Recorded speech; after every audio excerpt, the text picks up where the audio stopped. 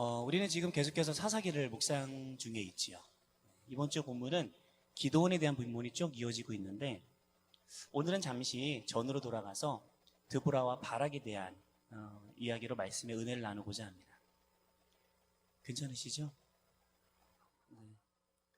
어쩌겠습니까? 이미 본문은 나왔고 설교는 시작했기 때문에 늦었습니다. 버스 출발하겠습니다. 먼저 오늘 여러분과 함께 읽은 본문의 내용을 한번 간략히 한번 요약해 보겠습니다. 이스라엘의 사사 에훗이 죽은 이후에 하나님 앞에 이스라엘이 또다시 범죄하고 하나님은 그 이스라엘을 심판하시려 가나안 왕 야빈의 손에 붙이셨습니다. 야빈은 철병거 900대나 가지고 있는 강력한 군주였고 그는 군대 장관 시스라를 통하여서 이스라엘을 심히 학대했다고 성경은 말씀하고 있습니다. 그 세월이 자그마치 20년이나 됩니다. 이에 견디다 못한 이스라엘이 마침내 마음을 돌이켜 하나님을 향해 부르짖었다라고 성경은 말씀하고 있죠. 우리 4장 3절 함께 한번 읽어볼까요? 시작. 야빈 왕은 철병거 900대가 있어 20년 동안 이스라엘 자손을 심히 학대했으므로 이스라엘 자손이 여호와께 부르짖었더라. 이스라엘의 부르짖음을 들으신 하나님께서는 마침내 응답으로 드보라를 사사로 세우셨습니다. 그리고 드보라의 입술을 통해서 바락에게 전쟁을 준비할 것을 명령하셨습니다. 그리고 이 전쟁에서 바락은 반드시 승리하게 될 것을 약속해 주셨지요. 우리 6절과 7절도 함께 읽어보도록 하겠습니다. 드보라가 사람을 보내어 아비노함의 아들 바락을 납달리 게데스에서 불러다가 그에게 이르되 이스라엘의 하나님 여호와께서 이같이 명령하지 아니하셨느냐?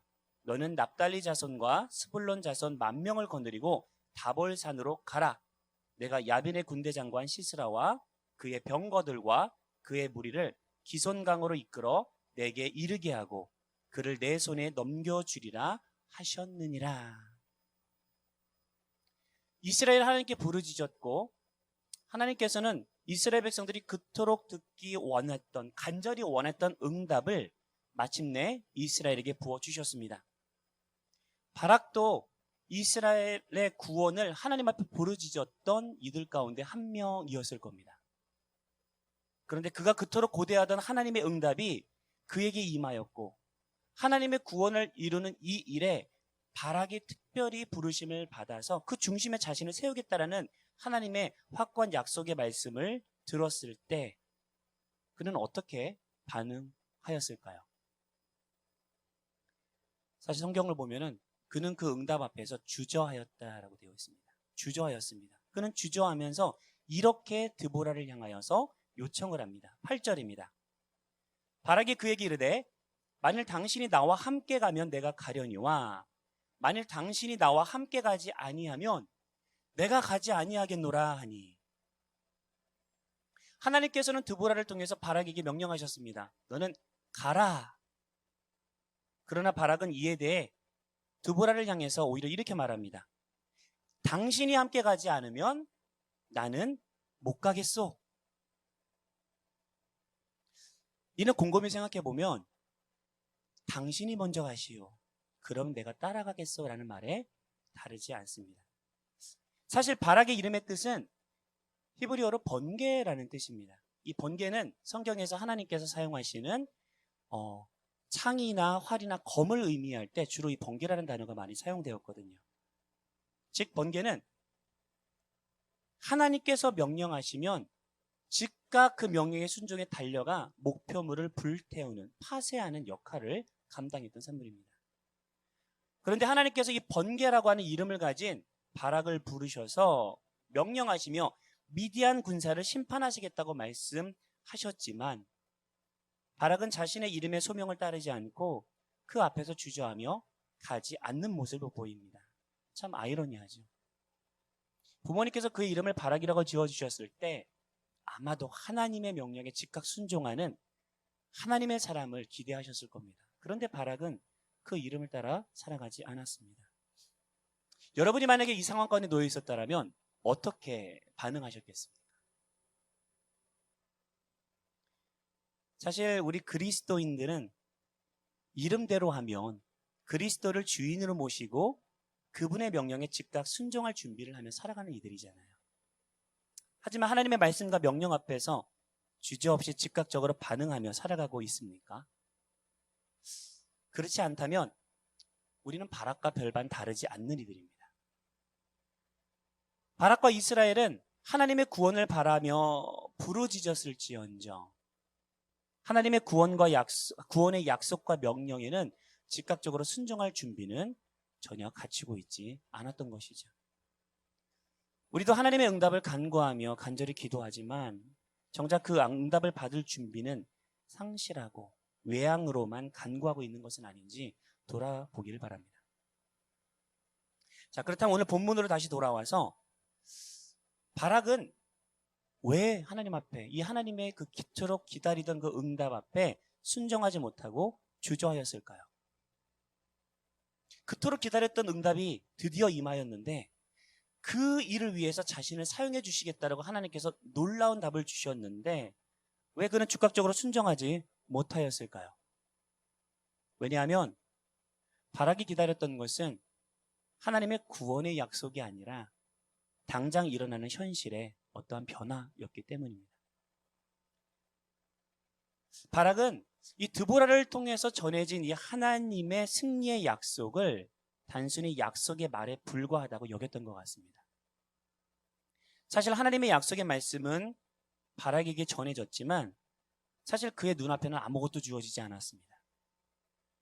승리할 수 있게끔 이끌 만한 현실의 변화가 전혀 일어나지 않았던 것이죠. 전쟁터에 데리고 나갈 병사들 하나님께서 지정해 주셨습니다. 그런데 이들은 전쟁에 대비해서 훈련을 받은 강병들이 전혀 아니었습니다. 시스라가 이끄는 그의 병거들과 무리를 바락의 손에 넘겨주시겠다고 약속은 하셨지만 전쟁에서 승리할 만한 전략이나 근거는 아무것도 찾아볼 수가 없었습니다. 말 그대로 바락의 손에 쥐어진 것은 약속의 말뿐이었습니다. 20년 동안 계속되는 압제 속에서 고통당하던 이스라엘 백성들의 사기는 바닥으로 떨어질 대로 떨어져 있었고 어쩌면 시스라의 군대가 언제 들이닥치고 나타날까봐 두려워하며 매일의 일상을 살았던 이들이죠. 그래서 그들은 감히 큰 길에조차 나가지 못하고 작은 뒷길, 골목길로만 길을 다녔던 것으로 보입니다. 사실 이러한 모습을 훗날 전쟁에서 승리한 다음에 드보라가 노래하는 노래 속에서도 찾아볼 수 있거든요. 사사기서 5장 6절에 보면 이렇게 기록되어 있습니다. 아낫의 아들 삼갈의 날에 또는 야엘의 날에는 대로가 비었고 길의 행인들은 오솔길로 다녔도다.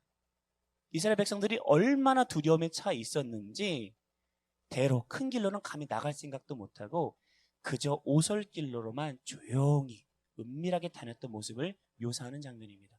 그들의 심기가 얼마나, 그들의 마음이 얼마나 위축되어 있었는지를 우리는 여실히 알 수 있습니다. 얼마나 비참한 지경이었는지. 그런 상황에서 이들을 데리고 전쟁이라니요. 승리의 약속이라니요. 이런 상황이니 바락은 하나님의 약속을 전해 듣고도 주저할 수밖에 없었습니다. 이번 주에 제가 중고등부에서 주일날 설교를 하고 난 다음에 사실 이번 주에는 하나님에 대한 신실함에 대해서 함께 설교를 나눴거든요. 하나님께서 신실하시고 그의 나라와 그의 의를 구하는 자에게 모든 것을 부족하지 않게 공급하신다. 이게 하나님의 약속의 말씀이다 라고 선포를 했습니다. 근데 설교가 끝나고 난 다음에 한 친구가 저를 조용히 찾아와서 상담을 요청하더라고요. 그 상담의 내용이 무엇인가 하니 목사님의 그 말씀을 머리로는 이해를 하겠대요. 근데 목사님, 근데 저에게 당장 아무런 위로가 되지 않아요 라고 얘기하더라고요. 힘든 수험 생활을 지나치면서 이 친구가 굉장히 뜻을 세우고 열심히 공부는 하는데 뜻대로 안 풀리고 노력하는 만큼 나오지 않는 상황 속에서 지속적으로 어려움을 겪고 있던 친구였습니다. 자꾸 현실에 눌리다 보니까 하나님의 약속의 말씀이 전혀 마음의 확신으로 다가오거나 위로가 되지 않는다는 이야기였어요. 그리고 저에게 묻더라고요. 근데 목사님은 어떻게 하죠? 저 어떻게 하면 좋지요? 어찌나 가슴이 아프든지 그 친구를 안아주고 하나님의 말씀으로 그들을 권면하고 함께 기도하겠노라 약속하고 그 친구를 보내주었습니다. 언젠가 하나님께서 이 친구에게 하나님에 대한 신뢰를 회복하고 하나님이 정말 신실하셨다라고 그의 삶을 통하여 간증하는 날이 그날이 속히 오기를 기도합니다. 근데 이 친구의 고민을 들으면서 제가 야, 너 이거밖에 되지 않았니? 실망스럽다는 말이 전혀 머릿속에 들어오지 않더라고요. 이 고민이 낯설지가 않았습니다. 왠지 공감이 되더라고요. 무슨 얘기인지 알 것 같았습니다. 그리고 동시에 이 친구와 같은 연약함이 저의 안에 있음을, 그리고 있었음을, 그리고 앞으로도 있을지도 모를 것을 제가 부정하지 못하겠더라고요. 성도님들은 어떠십니까? 하나님의 약속만을 믿기에는, 말만을 붙들기에는 내 앞에 드리워진 현실의 벽이 너무나 높고 빠져나갈 구멍은 보이지 않는 것 같습니다. 반복되는 결과에 이제는 새로운 도전에 대한 그 열정마저도 잃어버릴 지경이죠. 그 앞에 하나님의 말씀이 주어졌을 때, 막상 약속의 말씀이 주어졌을 때 그 말씀을 마음으로 받아들이지 못하고 주저주저 하는 모습은 우리의 삶의 곳곳에서 얼마든지 찾아볼 수 있습니다. 그렇다면 이 현실 속에 함몰되어서 그 이면에서 여전히 일하고 역사하시는 하나님의 선물을 기대하지 못하는 우리의 모습을 우리는 어떻게 극복하고 하나님의 약속의 성취를 기필코 맛볼 수 있는 것일까요? 오늘은 두 가지를 가지고 여러분과 나누고자 합니다. 첫 번째, 믿음의 상상력을 일깨우십시오. 믿음의 상상력을 일깨우라.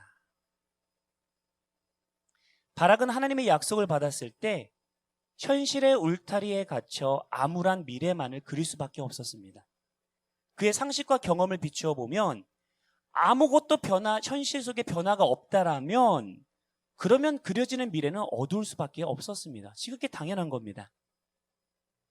그런데 이 암울한 미래상은 계속 마주하는 현실의 벽에 길들여지고 사육되어져 온 결과였습니다. 20년에 걸친 학대의 경험과 현실은 여전히 그에게 영향을 주고 있었고, 그렇게 그는 하나님의 약속을 믿지 못하고 다가올 하나님의 구원의 미래를 차마 그려보지 못하고 주저할 수밖에 없었던 것이죠. 누구라서 이 상황의 벽을 깨고 일어설 수 있겠습니까? 누구라서 용기 있게 일어날 수 있겠습니까? 하지만 하나님의 사람은 이러한 현실의 커튼 앞에서도 하나님께서 약속하신 미래를 그릴 수 있어야 합니다. 그렇게 우리는 믿음의 상상력을 일깨우고 넓혀야 합니다. 하나님의 약속의 말씀 앞에서 바락은 그 약속대로 가나안의 군대의 철병거가 산산이 부서지고 시스라가 질색하여 주랭랑 치는 모습을 상상할 수 있어야 했습니다. 이 상상하는 능력 없이는 하나님의 약속을 받아들일 수 없습니다. 그래서 성경은 이 믿음에 대해서 이렇게 정의합니다. 히브리서 11장 1절입니다. 믿음은 바라는 것들의 실상이요 보이지 않는 것들의 증거니. 주의 말씀이 주어졌다면, 그리고 우리가 그분의 신실하신 성품을 믿는다면 우리는 아무리 현실이 어두워도 믿음으로 상상할 수 있어야 합니다.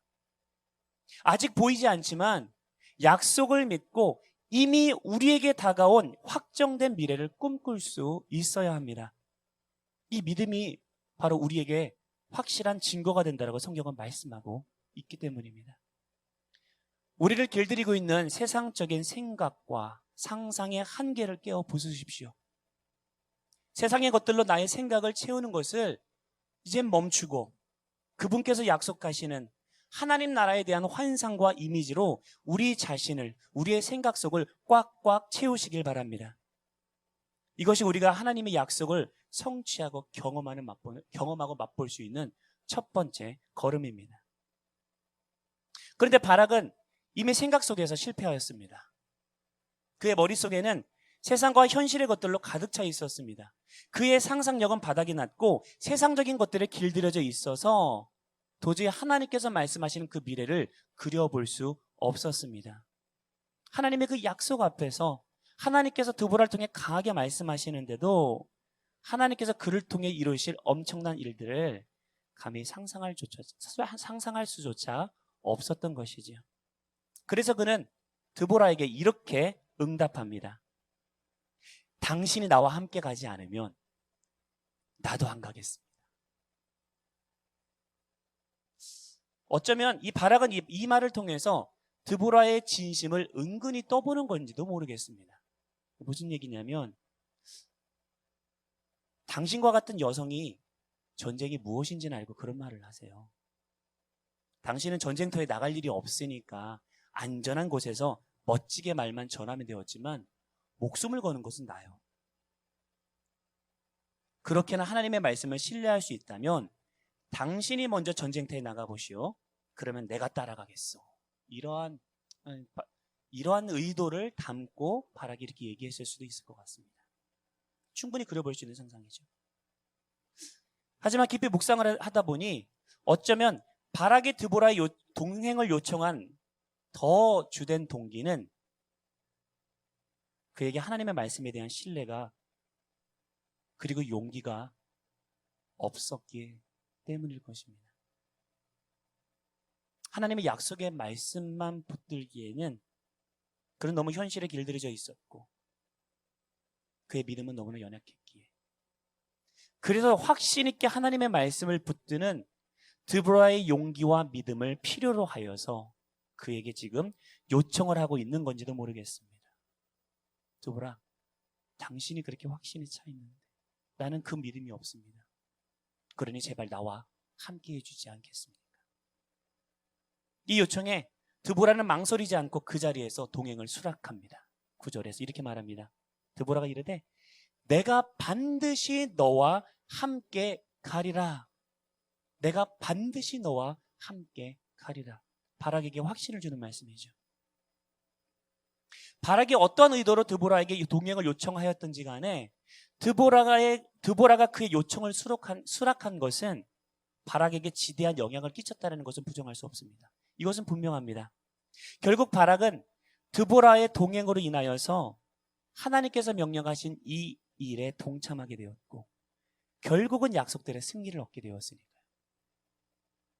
드보라가 함께하지 않았다면 바락은 하나님의 약속대로 행하지 않았을 테고요.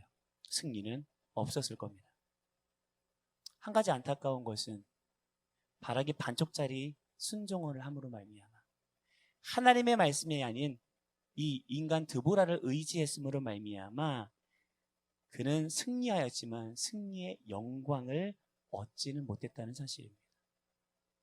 그가 온전히 순종하였다라면 그가 상상한 것보다 더 큰 영광을 그는 누릴 수 있었을 텐데 아쉽게도 이것을 놓쳤습니다.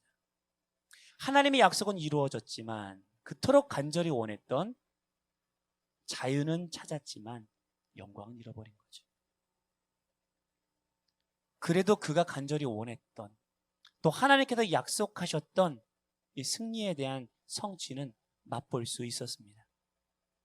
비록 바락 스스로의 믿음은 온전하지 못하였지만 믿음의 사람 드보라와 동행함으로 인하여서 그는 약속의 승리를 성취할 수 있었던 것입니다. 그래서 하나님의 약속을 성취하는 두 번째 비결은 믿음의 사람과 함께 하라입니다. 함께 한 목소리 한 번 더 따라해 볼까요? 믿음의 사람과 함께 하라.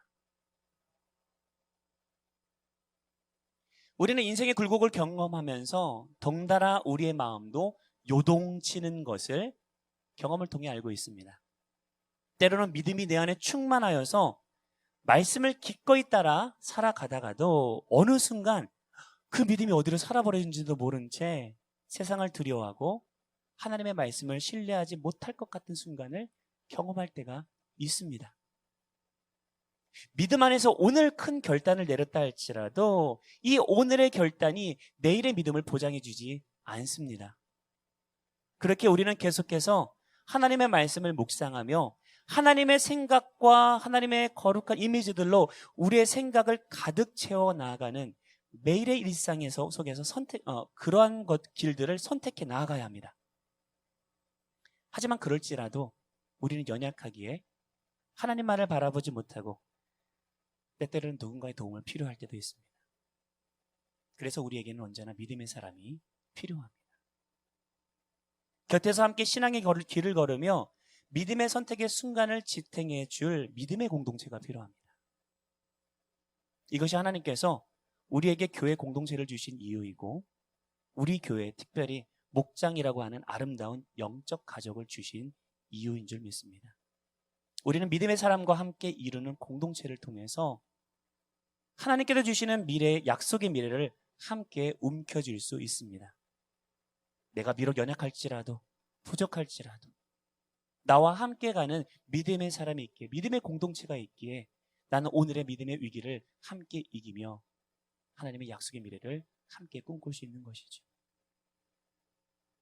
그래서 우리는 내 주변 가운데 하나님께서 주신 믿음의 공동체원들을 소중히 여기며 그들을 축복해야 합니다. 이 시간 우리 함께 옆집과 함께 좀 이렇게 인사해 볼까요? 성도님이 믿음이 좋으셔야 제 믿음도 섭니다. 성도님이 믿음이 좋으셔야 제 믿음도 섭니다. 제발 잘 좀 이런 느낌으로 결론을 맺겠습니다. 오늘의 말씀을 준비하면서 개인적으로 마음 가운데 부딪혔던 부분이 있어 이 말씀을 나누려고 하는데 제가 말씀을 준비하면서 저희 와이프에게 먼저 이 얘기를 나눴더니 와이프가 고민을 하다가 이렇게 얘기하더라고요. 근데 당신 이 말씀을 우리 설교를 할 때에 우리 영안 공동체에게 주시는 메시지를 전할 수는 없습니까? 라더라고요. 저는 개인에게 주신 메시지를 전하려고 했는데 지금 우리 교회에게 필요한 메시지가 이 속에 담겨 있습니까? 그러더라고요. 그래서 제가 뒤통수를 한 대 맞은 것 같더라고요. 아, 그렇구나. 그리고 이 말씀을 가지고 고민을 했어요. 어떻게 이 말씀을 우리 공동체에 적용할 수 있을까? 근데 제 마음속에 한 가지 떠오르는 생각이 있었습니다. 우리 영안 공동체는 지금 세세명 축제를 준비하고 있잖아요. 이번 주가 무슨 주간이죠? 네, 섬김 주간입니다. 근데 세세명 축제를 준비하면서 혹시라도 우리 마음 가운데 세세명 축제에 대한 기대가 식어버린 채로 있으신 분은 없으신가라는 생각이 들더라고요. 몇 년 동안 VIP를 품고 기도해 왔지만 꿈쩍도 안 하는 누군가를 보면서 마음속으로 포기하고 있는 사람은 없는가? 교회에는 몇 번 왔지만 내가 전도해서 그때만 오는데 세세명 축제 때만 오고 여전히 세상 속에서 똑같은 삶을 이어가는 내 사랑하는 VIP를 바라보면서 이 사람은 아닌가 보다. 안 되나 보다라면서 자포자기하고 있지는 않으신가요? 그렇다면 하나님께서 이번 세세명 축제를 통하여서 일하실 것에 대한 믿음의 상상력을 일깨우시길 바랍니다. 부정적인 생각을 떨쳐나고 다시 한번 내 삶 가운데 신실하게 일하신 그 하나님께서 나의 사랑하는 우리 VIP 그리고 나의 기도를 통해서 이에게 역사하시고 그의 마음을 바꾸시고 그가 하나님을 깨닫고 새로운 생명을 수여하며 기쁨과 즐거움 안에서 이 세세명 축제를 맞이하게 될 그날을 상상하시길 바랍니다. 그리고 이 일을 혼자 감당하지 마십시오. 믿음의 목장 공동체와 함께 나누고 준비하며 꿈꾸십시오. 하나님께서는 하나님의 때에 약속하신 일들을 우리를 통하여 분명히 이루어 주실 것입니다.